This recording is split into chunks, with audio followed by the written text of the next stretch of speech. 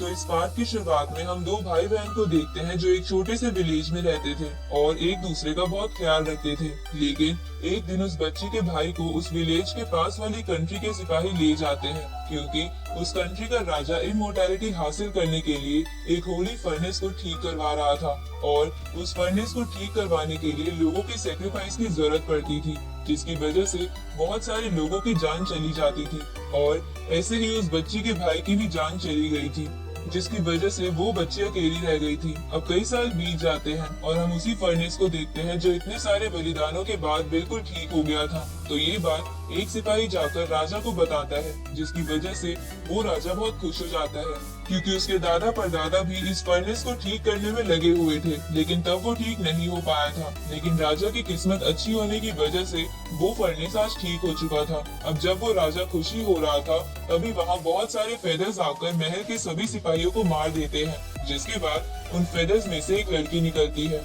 जो वही बच्ची थी जिसके भाई को राजा और उसके पूर्वजों ने मार दिया था। लेकिन अब ये लड़की एक होली सेंट बन गई है, इसलिए ये राजा से बदला लेने के लिए आई थी। उसी वक्त वो राजा सेंट से पूछता है कि क्या तुम वो फर्नेस लेने यहाँ आई हो, जिस पर सेंट कहती है कि नहीं, मैं तो यहाँ तुम्हें मारने आई हूँ। ये सुनकर राजा बहुत ज्यादा गुस्सा हो जाता है और अपने वेपन से सेंट पर अटैक करता है, लेकिन वो सेंट राजा के अटैक को बड़े ही आराम से रोक लेती है, जिसे देखकर राजा अपने वेपन से एक बड़ी स्वॉर्ड बनाकर सेंट पर वार करता है। लेकिन सेंट उस वेपन को डिस्ट्रॉय करके राजा को महल से बाहर फेंक देती है। तो ये देखकर वो राजा उसकी किंगडम की प्रोटेक्शन करने वाली ड्रैगन स्पिरिट्स को जगा देता है और उनसे सेंट पर अटैक करवाता है। लेकिन वो सेंट उन ड्रैगन स्पिरिट को एक साथ इकट्ठा करके उन्हें खत्म कर देती है और राजा पर एक जानलेवा बीम से वार करती है। तो राजा मरते समय सेंट का उस पर हमला करने का कारण पूछता है, लेकिन सेंट उसे कुछ नहीं बताती और जान से मार देती है। साथ ही वो सेंट उस किंगडम और उस फर्नेस को भी तबाह कर देती है, जिसके बाद वो फैसला करती है कि चाहे उसके भाई ने इस यूनिवर्स में कहीं भी पुनर्जन्म लिया हो या चाहे उसे अपने भाई को ढूंढने में लाखों साल लग जाए, लेकिन वो अपने भाई को ढूंढ कर रहेगी। अब हम देखते हैं कि वो सेंट एक कॉफिन के अंदर रहकर पूरे यूनिवर्स के अलग अलग डायमेंशंस में अपने भाई को ढूंढ रही थी और उसके कॉफिन को बहुत सारे ड्रैगन्स खींच रहे थे। अब ऐसे ही ढूंढते हुए वो कॉफिन अर्थ की तरफ बढ़ने लगता है। इस तरफ अर्थ के ऊपर इंटरनेशनल स्पेस स्टेशन में कुछ एस्ट्रोनॉट्स आईएसएस के कुछ इश्यूज को ठीक कर रहे थे, लेकिन तभी वो ड्रैगन्स आईएसएस से टकराकर उसे तबाह करते हुए अर्थ के स्पेस में जाने लगते हैं। इस तरफ हम अर्थ पर लियो नाम के लड़के को देखते हैं, जो कि असल में उसी सेंट का भाई था, पर इस जन्म में वो एक हिस्ट्री और एंशिएंट माइथोलॉजी से जुड़ी चीजों का बहुत बड़ा जीनियस था। साथ ही वो बहुत अमीर भी था। अब लियो अपने विंडो से देखता है कि उसके शहर में बारिश आ रही है, लेकिन उसे अपने हाई स्कूल की रीयूनियन पार्टी में जाना था, इसलिए वो अपनी लग्जरी कार में बैठकर पार्टी वाली लोकेशन के लिए निकल जाता है। इस तरफ हम पार्टी को देखते हैं, जहाँ थोड़े बहुत स्टूडेंट आ गए थे, जिनमें से एक डेनवर नाम का लड़का भी था, जो बहुत ही घमंडी था, क्योंकि स्कूल खत्म हो जाने के बाद वो बहुत सक्सेसफुल हो गया था और अब एक बड़ी कंपनी चला रहा था, इसलिए दो लड़के उसकी चमचागिरी करने लगते हैं। उसी वक्त वहाँ लियो आ जाता है, तो एक लिन नाम की लड़की उसे रिसीव करने जाती है, क्योंकि लियो स्कूल टाइम पर उन सबका क्लास लीडर था। लेकिन डेनवर लियो से चिढ़ता था, इसलिए वो लियो को आता देख जोर से बोलता है कि बेचारे लियो के साथ बहुत बुरा हुआ, क्योंकि हाल ही में उसकी गर्लफ्रेंड ने उससे ब्रेकअप कर लिया। पर लियो इस बात पर डेनवर को कुछ नहीं कहता। तभी वहाँ एक और क्लासमेट आ जाता है, जिसने लियो को उसकी लग्जरी कार पार्क करते हुए देख लिया था, इसलिए वो उससे उस कार के बारे में पूछने लगता है। लेकिन डेनवर को ये बात नहीं पता थी कि लियो अब अमीर बन चुका है, क्योंकि लियो स्कूल डेज में एक मिडिल क्लास लड़का था। इसलिए डेनवर फिर से अपना रुतबा दिखाने के लिए कहता है कि कुछ लोग पार्टीज में जाने के लिए कार रेंट पर ले लेते हैं, चाहे उनकी जेब में फूटी कौड़ी ना हो। ये सुन के भी लियो डेनवर को कुछ नहीं कहता, क्योंकि वो जानता था कि डेनवर शुरू से ऐसा है। उसी वक्त वहाँ लियो की एक्स गर्लफ्रेंड एमिली भी आ जाती है, जो वहाँ अपने एक अमेरिकन फ्रेंड के साथ आई थी। अब एमिली और उसका अमेरिकन फ्रेंड सभी को हेलो करते हैं, लेकिन लियो और एमिली के बीच कोई बात नहीं होती। आगे जब वो सब एंजॉय ही कर रहे थे, तभी टीवी पर अनाउंसमेंट होती है कि शहर में तेज तूफान के साथ साथ बहुत बारिश आने वाली है। तो ये देखकर लियो कहता है कि हमें जल्दी घर के लिए निकल जाना चाहिए, क्योंकि बाद में हमें प्रॉब्लम हो सकती है। ये सुनकर डेनवर लियो से कहता है कि सीधा सीधा बोलो ना कि तुम्हें डर लग रहा है कि कहीं तूफान में तुम्हारी रेंट की हुई कार खराब ना हो जाए और तुम्हें उसके पैसे ना भरने पड़ जाए। इसके बाद डेनवर लिन को अपने साथ चलने को कहता है। तो ये देखकर डेनवर के चमचे और एक और लड़की डेनवर से घर तक की लिफ्ट मांगते हैं, जिसके लिए डेनवर मान जाता है। अब 2 घंटे बीत जाते हैं, जहां शहर में बारिश की वजह से पानी भर गया था, जिसकी वजह से डेनवर और बाकी सब गाड़ी में फंस गए थे।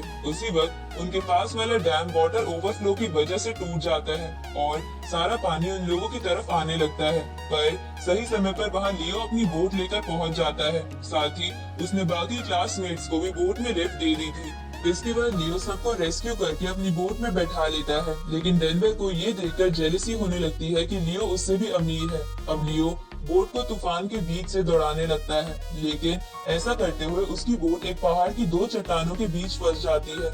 इसके बाद वो सभी लोग बोट से उतरकर उस पहाड़ के ऊपर जाने लगते हैं, जहां उन्हें ऊपर एक टूरिस्ट प्लेस दिखता है। तभी वो अमेरिकन बंदा बोलता है कि ये कौन सी जगह है, जिस पर एमिली उसे बताती है कि माउंट टाई की जेड एम्परर पीक है। उसी वक्त एक क्लासमेट कहता है कि नीचे सब जगह बारिश आ रही है, लेकिन यहाँ बारिश का नामो निशान नहीं है। इस पर लियो कहता है कि ये माउंटेन बहुत ऊंचा है, इसलिए यहाँ इतने क्लाउड्स नहीं पहुँच पाते। ऊपर से ये माउंटेन बहुत मिस्टीरियस भी है। उसी वक्त वो लोग आसमान में उन ड्रैगन्स और कॉफिन को देखते हैं जो उनकी तरफ ही आ रहे थे, इसलिए वो लोग जल्दी से अपनी जगह से दूर भागने लगते हैं। तभी वो ड्रैगन्स उस माउंटेन से टकरा जाते हैं, जिसकी वजह से उन लोगों के नीचे की जमीन भी टूट जाती है और वो लोग घिसते हुए एक जगह पहुंच जाते हैं। आगे जब उन्हें होश आता है तो वो देखते हैं कि वो किसी अजीब सी जगह पर पहुंच गए हैं। साथ ही उन लोगों के थोड़ी दूर पर वो ड्रैगन्स भी थे, जिसकी वजह से वो लोग डरने लगते हैं। तो लियो उन सबसे कहता है कि तुम लोग डरो मत, हम सब एक साथ रहेंगे तो हमें कुछ नहीं होगा। इसके बाद वो लोग नीचे उतरने लगते हैं, क्योंकि वहाँ नीचे की साइड पर एक अल्टर बना हुआ था, जिसके बीचों बीच वो कॉफिन घिसते हुए आ गया था। अल्टर एक ऐसी जगह होती है जहाँ एंशिएंट टाइम में लोग किसी ह्यूमन या किसी और चीज का सैक्रिफाइस करते हो। अब वो लोग उस अल्टर और उसके आसपास बने स्टैचूज को देखने लगते हैं, जिन पर एंशिएंट लैंग्वेज में कुछ लिखा हुआ था।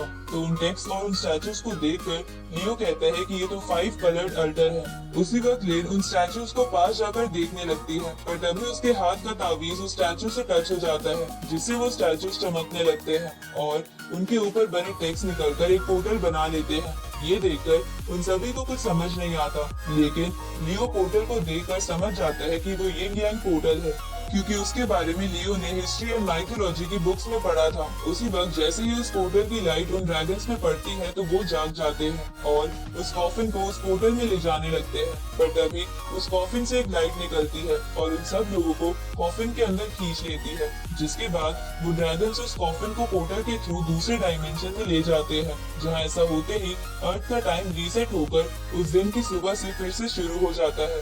पर अब की बार मौसम बिल्कुल साफ था और आईएसएस को भी कुछ नहीं हुआ था। इस तरफ हम कॉफिन का सीन देखते हैं, जहाँ बहुत बड़ा स्पेस था। तभी वो सभी लोग वहाँ फ्लोट कर रहे स्टोन्स पर आकर गिरते हैं। उसी वक्त वो स्टोन्स आपस में जुड़कर बड़ी स्टोन्स तक के लिए रास्ता बनाते हैं। तो वो सभी उस रास्ते से उस बड़ी जगह पर चले जाते हैं, जहाँ पर एक कॉफिन बना हुआ था, जिसे देखकर डेनवर कहता है कि आज हमें हर जगह कॉफिन ही क्यों दिख रहे हैं। तभी लियो कहता है कि हम जहाँ भी है हमें बस सेफ रहना है। इसके बाद वो लोग सबको काउंट करने लगते हैं, ताकि वो ये जान सके कि सभी सही सलामत यहाँ आ गए हैं या नहीं। पर उनकी काउंटिंग में एक बंदा ज्यादा आ रहा था, तो ये जानकर वो लोग घबरा जाते हैं। उसी वक्त उनमें एक लड़की एक हाथ को उस पत्थर के किनारे पर देखती है, जिसे देखकर वो डर जाती है। पर लियो उस हाथ वाले बंदे से कहता है कि पोम्बो तुम सामने आ जाओ, मैंने तुम्हें पहचान लिया है। इस पर पोम्बो लियो से पूछता है कि तुम्हें कैसे पता चला कि वो हाथ मेरा था।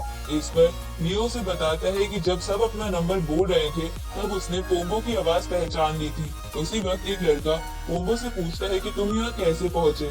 इसमें पोम्बो बताता है कि मैं पार्टी के लिए आ ही रहा था, लेकिन रास्ते में बारिश हो जाने की वजह से मैं पास वाले टाई माउंटेन पर चला गया और वहाँ से यहाँ आ गया। अब वो लोग उस कॉफिन के पास जाने लगते हैं, ताकि वो जान सके कि उस कॉफिन में क्या है। लेकिन उसी वक्त वो ड्रैगन्स उस बड़े कॉफिन को पोर्टल के थ्रू किसी और डायमेंशन के किसी प्लैनेट के अल्टर पर ले आते हैं। तभी वो सभी स्टोन्स भी वापस पहले की तरफ फ्लोट करने लगते हैं और वो सभी लोग भी अचानक से कॉफिन के बाहर आ जाते हैं, जिसके बाद लियो देखता है कि वो अल्टर भी एक 5 कलर्ड अल्टर है। इसलिए वो सबसे कहता है कि मुझे नहीं पता कि ये जगह सेफ है या नहीं, इसलिए कोई यहाँ से कहीं मत जाना। पर ये सुनकर जेलिसी के मारे डेनवर बोलता है कि हम यहाँ खड़े रहकर मौत का इंतजार नहीं कर सकते, इसलिए मैं तो यहाँ से जा रहा हूँ और जिसको भी मेरे साथ चलना है वो चल सकता है। ये सुनने के बाद डेनवर के 2 चमचे और कुछ स्टूडेंट्स उसके पीछे जाने लगते हैं। ये देखकर पोम्बो लियो से पूछता है कि अब हम क्या करें, तो लियो सबको एक साथ रखने के लिए खुद भी डेनवर के साथ जाने लगता है। अब आगे जाते जाते उन लोगों को एक बड़ा सा पत्थर दिखता है जिस पर एंशिएंट लैंग्वेज में कुछ लिखा हुआ था, तो उसे पढ़ने के बाद लियो सबको बताता है कि हम इस वक्त प्लैनेट अर्थ पर नहीं बल्कि किसी और प्लैनेट पर हैं। ये सुनकर बाकी सभी लोग घबरा जाते हैं, साथ ही उनमें से एक लड़का बहुत ज्यादा डर जाता है क्योंकि उसे यकीन नहीं आ रहा था कि वो किसी और प्लैनेट पर है, इसलिए वो दूर भागने लगता है। पर गलती से वो रेत के दलदल में फंस जाता है और डूबने लगता है। और इसी के साथ ये पार्ट यही खत्म होता है।